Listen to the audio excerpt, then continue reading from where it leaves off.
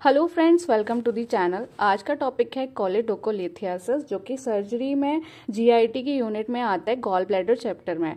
तो इससे पहले हमने गॉल ब्लैडर के तीन टॉपिक ऑलरेडी कवर कर दिए हैं, जिसमें है कोलेलिथियासिस, एक्यूट कोलेसिस्टाइटिस जो कि इम्पॉर्टेंट टॉपिक में से एक है, और पायोसील, म्यूकोसील, ये सारे हमने कवर कर दिए हैं। तो अब आते हैं कोलेडोकोलिथियासिस। और वीडियो शुरू करने से पहले आपसे एक छोटी सी रिक्वेस्ट है कि अगर आप इस चैनल पे नए हैं तो आप हमारे चैनल को सब्सक्राइब करें, और अगर हमारी वीडियोस आपको पसंद आती हैं तो वीडियोस को शेयर करें और लाइक करें। और अगर आपको प्रेप लैडर जो कि एक कॉम्पिटिटिव एग्ज़ाम में, नीट पीजी में जो कि हेल्प करता है, तो उसमें अगर आपको चीपर प्राइस में अगर आपको प्रेप लैडर चाहिए तो आप हमें उसके लिए कॉन्टेक्ट करें। चलिए शुरू करते हैं। तो choledocholithiasis stone in a common bile duct. देखिए, लिवर से राइट और लेफ्ट हेपेटिक डक्ट निकलती हैं, गॉल ब्लैडर से सिस्टिक डक्ट निकलती है, ये सब बाइल कैरी करती है, ठीक है। तो ये सब मिलके कॉमन बाइल डक्ट बनाती है। अगर इसमें स्टोन हमें मिलता है, स्टोन अगर फंसा हुआ है, तो हम उसको उस कंडीशन को क्या बोलेंगे? कोलेडोकोलिथियासिस। दो टाइप के होते हैं सीबीडी स्टोन, एक प्राइमरी होता है, एक सेकेंडरी होता है। प्राइमरी क्या है कि प्राइमरी मतलब कि वो कॉमन बाइल डक्ट में ही आके बना है, वो कहीं और से नहीं आया है, ठीक है। तो the stone developing in bile duct itself और विद इन इंट्राहेपेटिक डक्ट। तो स्टोन बाइल डक्ट में ही बना हुआ है, और या फिर डक्ट मतलब डक्टल सिस्टम में ही वो फॉर्म हुआ है, उसका फॉर्मेशन हुआ है। ये मल्टीपल होते हैं, पिगमेंटेड भी हो सकते हैं और मिक्स्ड भी हो सकते हैं। कॉजेज क्या हो सकते हैं? अगर बाइलरी ट्री में इन्फेक्शन है ना, पैरासाइटिक इन्फेस्टेशन है जैसे क्लोनोर्किस और एस्कैरियासिस, कंजेनाइटल भी हो सकता है इसका, जैसे कैरोलीज डिसीज और कोलेडोकल सिस्ट। बाइलरी डिस्काइनेजिया क्या होता है? बाइलरी ट्री में कोई अबनॉर्मेलिटी है या फिर कोई डिफेक्टिव पैथोफिजियोलॉजी है। डायबिटीज, मैलन्यूट्रिशन, ये सब इसके कॉजेज हो सकते हैं। सेकेंडरी सीबीडी स्टोन मतलब वो सीबीडी में बनाई ही नहीं है, कॉमन बाइल डक्ट में वो बनाई नहीं है, वो कहीं और से आया है।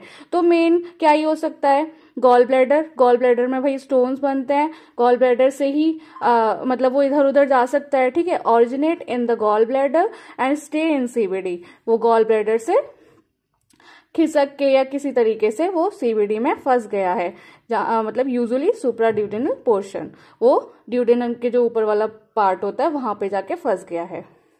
अब आते हैं क्लिनिकल फीचर्स पे। क्लिनिकल फीचर्स में ये सिम्टोमेटिक भी हो सकता है और ये एसिम्टोमेटिक भी हो सकता है, मतलब 50% केसेस में पता नहीं चलती है सीबीडी स्टोन का, 50% केसेस में पता चल जाती है।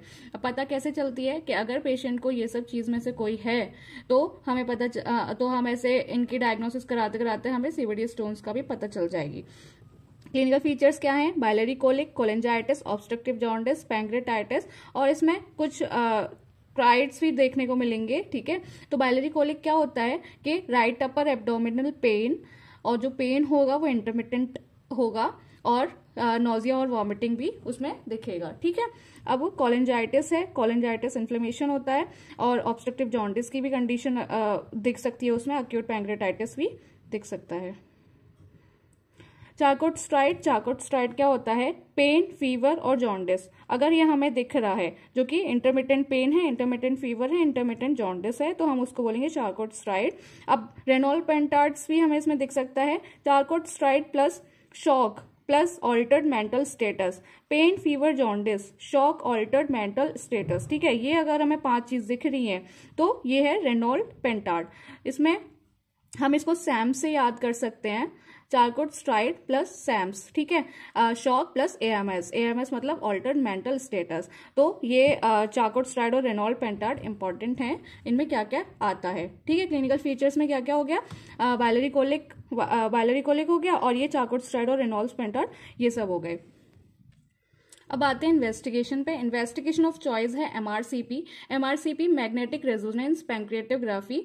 सबसे पहले हम कराएंगे लेफ्ट फाइंडिंग्स। लेफ्ट फाइंडिंग में क्या है, डब्ल्यूबीसी या फिर कहीं ल्यूकोसाइटोसिस देखने को मिलेगा। डब्ल्यूबीसी काउंट जो होंगे वो हाई होंगे, 15,000 टू 20,000 पर ml तक मिल सकते हैं वहां पे। एएलपी बढ़ा हुआ होगा, 5 न्यूक्लियोटाइडेज भी बढ़ा हुआ होगा। Increase in the GGT. GGT क्या होता है, gamma glutamyl transpeptidase. Increase in serum bilirubin. Increase in the SGOT और एसजीपीटी, जिसको हम एएसटी और एएलटी भी बोलते हैं। देखिए ऑब्स्ट्रक्टिव जॉन्डिस के केस में क्या होता है कि बिलिरुबिन चेक करते हैं, बिलिरुबिन लेवल चेक करते हैं। तो अगर वो लेस देन 10 mg पर डीएल आ रहा है तो किसकी वजह से आ रहा है, सीवीडी में स्टोन्स हैं इस वजह से आ रहा है। अगर वो मोर देन 10 mg पर डीएल आ रहा है तो उसका कोई और कॉज हो सकता है। वो किसकी वजह से हो सकता है, पेरीएम्पुलरी कार्सिनोमा या फिर कार्सिनोमा पैंक्रियाज की वजह से हो सकता है।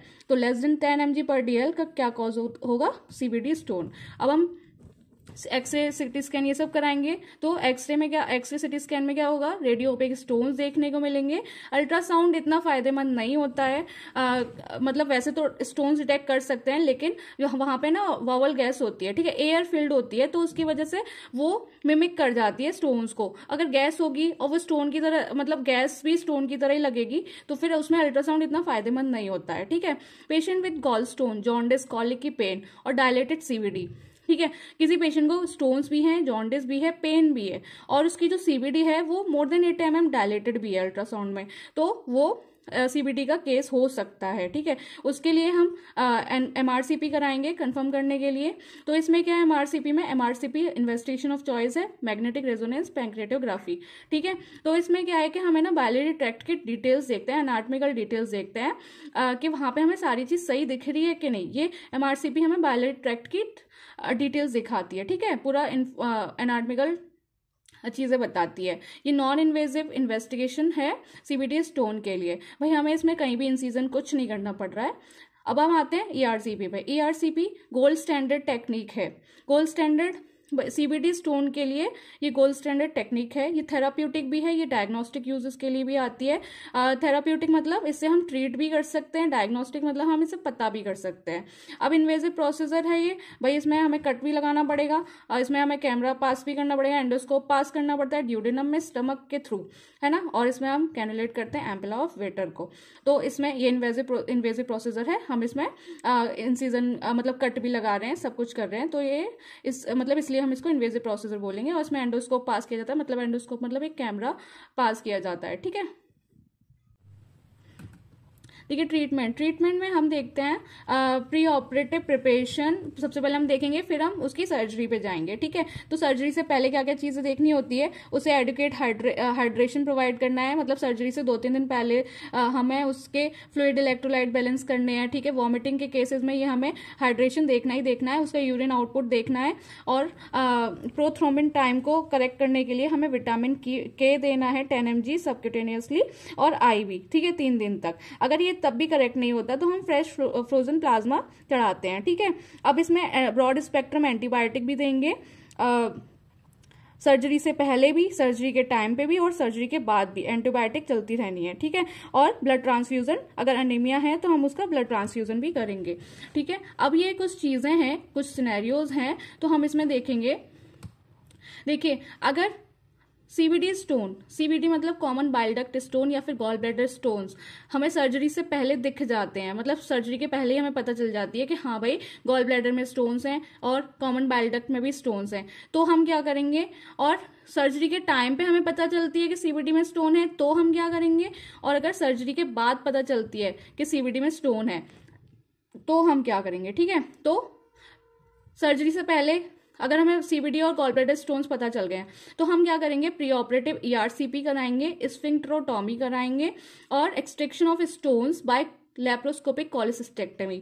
देखिए ईआरसीपी करा के स्फिंक्टरोटॉमी करेंगे, मतलब स्फिंक्टर को कट करके स्टोन्स को निकाल लेंगे, फिर हम गॉल ब्लैडर का रिमूवल कर देंगे, ठीक है। सर्जरी के टाइम पे अगर पता चलती है तो हमने तो गॉल ब्लैडर के लिए सर्जरी करी थी, ठीक है, सबसे पहले हम गॉल ब्लैडर निकाल देंगे, फिर हम एक एक्सप्लोर करेंगे सीबीडी को, वहां पे देखेंगे सीबीडी को कि हाँ इधर स्टोन्स हैं या नहीं। अगर नहीं लैप्रोस्कोपिक एक्सप्लोरेशन हो पा रहा है तो हम एक ओपन एक्सप्लोरेशन पे जाएंगे, ठीक है। मतलब हम इसमें सीबीडी को देखते हैं एंडोस्कोप या किसी की हेल्प से, ठीक है। अब लैप्रोस्कोपिक है तो एंडोस्कोप की हेल्प से ही देखेंगे। अब सर्जरी के बाद हमें पता चल रही है कि हाँ सीबीडी में स्टोन है, तो हम क्या करेंगे, पहले ईआरसीपी स्फिंक्टरोटॉमी करेंगे। अगर साइज बड़ा है या फिर नहीं हो पा रही है तो हम ट्रांसड्यूडेनल जाएंगे, ट्रांसड्यूडेनल स्फिंक्टरोटॉमी करेंगे। अगर ये भी नहीं हो पा रही है तो हम सुप्राड्यूडेनल कोलेडोकोटमी करेंगे, जो कि एक मतलब ओपन प्रोसीजर होता है, ठीक है। वो अभी हम डिटेल में देखेंगे। ये एक चीज, ये मतलब एक ओवरव्यू है कि हाँ हम ये कर रहे हैं कि सर्जरी से पहले अगर हमें पता चल रही है, सर्जरी के टाइम पे पता चल रही है, सर्जरी के बाद पता चल रही है, तो हम कौन कौन सी सर्जरीज परफॉर्म कर सकते हैं। चलिए अब आते हैं फर्स्ट सिनेरियो पे कि हमें बिफोर सर्जरी सीवीडी स्टोन्स और गॉल ब्लैडर स्टोन्स पता चल गए हैं, तो हम क्या करेंगे। देखिए ईआरसीपी, जैसे कि मैंने पहले बताया था, ईआरसीपी करेंगे। ईआरसीपी में क्या करेंगे, डाई को इंजेक्ट करेंगे, जिसकी वजह से हमें बाइलियरी ट्री का पता चलेगी, एनाटॉमी उसकी पता चलेगी, कहीं ऑब्स्ट्रक्शन तो नहीं है, नॉर्मल है या नहीं है, ठीक है, ये सब पता चलेगा। फिर अगर ये सब मतलब हमने डाई इंजेक्ट कर ली, फिर हमें उसमें क्या करना है, स्फिंक्टर को कट करना है एट 11 o'clock पोजिशन। इसको हम स्फिंक्टरोटॉमी कहेंगे, क्योंकि हम इसमें स्फिंक्टर को कट कर रहे हैं। और कौन से स्फिंक्टर को, स्फिंक्टर ऑफ ऑडी को, ठीक है। इसमें जब स्फिंक्टर को कट कर लिया और हमने वहां से स्टोन्स निकाल लिए, किसकी हेल्प से, या तो बास्केट की हेल्प से, या फिर हमने स्टोन्स को तोड़ ही दिया, ठीक है। मतलब स्टोन्स को हमें निकालना है एक तरीके से। और फिर क्या करेंगे, एक्सट्रैक्शन, मतलब स्टोन्स हमने निकाल लिए, फिर सीवीडी को हम क्लियर करेंगे स्टोन से, मतलब स्टोन्स को हमें, स्टोन्स पूरे निकाल लेने, सीवीडी को क्लियर कर देना है। फिर हमें लैप्रोस्कोपिक कोलिसिस्टेक्टमी करनी है। लैप्रोस्कोपिक कोलिसिस्टेक्टमी मैंने गॉल ब्लैडर के अक्यूट कोलिसिस्टाइटिस के पार्ट 2 में पूरी एक्सप्लेन की है कि वो होती क्या है, और जो कि इंपॉर्टेंट है, आनी चाहिए। अब हम सेकंड कंडीशन देखेंगे कि सीबीडी स्टोन, मतलब सीबीडी स्टोन डिटेक्ट किए गए हैं after surgery. After surgery in the sense कि मतलब ये थर्ड वाली कंडीशन है, लेकिन वो इसमें छोटी है, ठीक है, तो इसलिए मैंने इसको इसमें डाल दिया है। अब सीबीडी स्टोन हमें आफ्टर सर्जरी के बाद पता चलिए। अब रिकरेंट स्टोन होते हैं या और रेजिडुअल स्टोन होते हैं। रिकरेंट स्टोन जो कि सर्जरी के 2 साल के पहले पता, मतलब 2 साल के बाद हो रहे हैं, ठीक है। सर्जरी हुई लेकिन फिर भी है ना, फिर भी हमें सीबीडी स्टोन दिखे हैं 2 साल के बाद। रेजिडुअल स्टोन जो होते हैं सर्जरी के लेस देन 2 ईयर पे ही दिख जाते हैं, ठीक है। तो हम इसमें ईआरसीपी स्फिंक्टरोटॉमी करेंगे। ईआरसीपी किया, जो कि हम पहले वाले केस में भी कर रहे हैं, इसमें है ना, ईआरसीपी किया और स्फिंक्टरोटॉमी किया। इसमें नहीं हो पा रहा है क्योंकि मतलब अगर ये 1.5 सेंटीमीटर तक के स्टोन है तो हम ये सब कर सकते हैं। अगर उससे बड़े हैं तो हम ट्रांसड्यूडेनल स्फिंक्टरोटॉमी करेंगे। इसमें क्या करते हैं, हम ड्यूडेनम को कट करेंगे और स्फिंक्टर पे कट लगाएंगे। ये सब हमें ना एक मतलब एक एंडोस्कोप की हेल्प से कर रहे हैं, और स्टोन्स को तोड़ के हम बाहर निकाल लेंगे।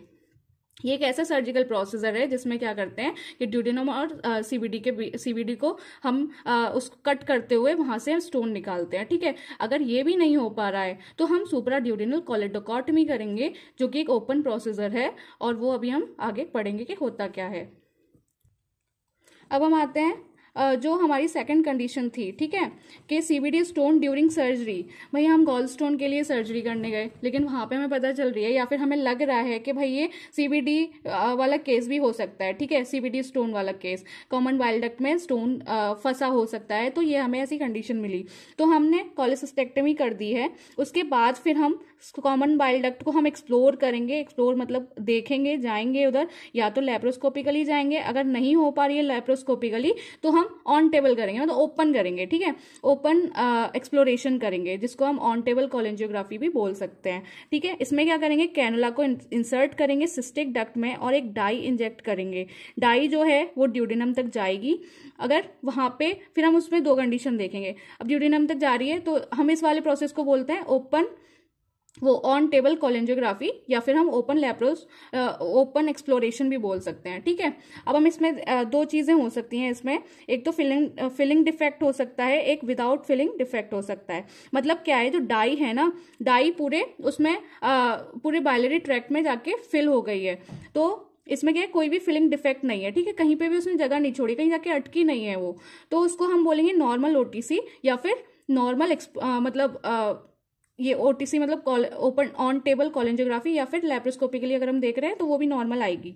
अगर उसमें कहीं फिलिंग डिफेक्ट होता है, अगर मान लीजिए यहाँ पे स्टोन है तो भाई यहाँ यहीं तो रह जाएगी डाई, वो है ना, उसके आगे तो जाएगी नहीं, तो उसको हम बोलेंगे फिलिंग डिफेक्ट, वो पूरी तरह से भरा नहीं है। ठीक है, अब इसमें क्या है कि सीबीडी को हम अगर मान लीजिए फिलिंग डिफेक्ट होता है, अगर कहीं पे जाके ऑब्स्ट्रक्ट है, डाई नीचे नहीं जा पा रही है, तो इसका मतलब वहां पे स्टोन्स हैं। सीबीडी को एक्सप्लोर करेंगे, हम देखेंगे सीबीडी को वहां पे, और जब एक्सप्लोरेशन हो जाता है तो वहां पे हम एक कट लगाएंगे, लॉन्गिट्यूडनली कट लगाना है एक हमको। और ये अगर हम ट्रांसवर्स कट लगाएंगे तो वो स्ट्रक्चर फॉर्म कर देगा, स्ट्रक्चर फॉर्मेशन हो जाएगा, इस वजह से हम ट्रांसवर्स कट नहीं लगाएंगे। और ये जो कट है वो कभी 3 और 9 o'clock पोजिशन में नहीं होगा। ठीक है, क्योंकि वहां पे ब्लड सप्लाई होती है इस पोजीशन में। अब वो क्या है कि हम मतलब एक्सप्लोर करेंगे, वहां पे हमें स्टोन्स दिख रहे हैं, हम उन स्टोन्स को निकाल लेंगे, जिसको हम बोलते हैं कोलेडोकोलिथोटमी। अब हम आते हैं, अब ये सब हमने कर लिया, ठीक है, स्टोन्स को हमने रिमूव कर दिया। फिर हम एक टी ट्यूब इंसर्ट करेंगे। एक टी ट्यूब होती है जो कि हम स्किन से मतलब एंटीरियर वॉल पे कट लगाते हैं, ठीक है, फिर हम उसे सीबीडी में जाके उसको इंसर्ट कर देते हैं। ये मतलब एक सीबीडी है और स्किन के थ्रू जाके हम टी ट्यूब डाल रहे हैं इसमें, और put the T tube through the skin into the CBD, और यहाँ से एक डाई इंजेक्ट करेंगे टी ट्यूब में, और इसको हम देखेंगे टी ट्यूब कोलेंजियोग्राम में। हम डाई जो देख रहे हैं, डाई जो डाल रहे हैं, तो उसमें हमें बाइलरी ट्रैक्ट की वो पता चलेगी, एनाटमी कि है ना भाई इसमें हो क्या रहा है, सही है, नॉर्मल है कि नहीं है। तो ये हमें किससे पता चलेगी? टी ट्यूब कोलेंजियोग्राम में।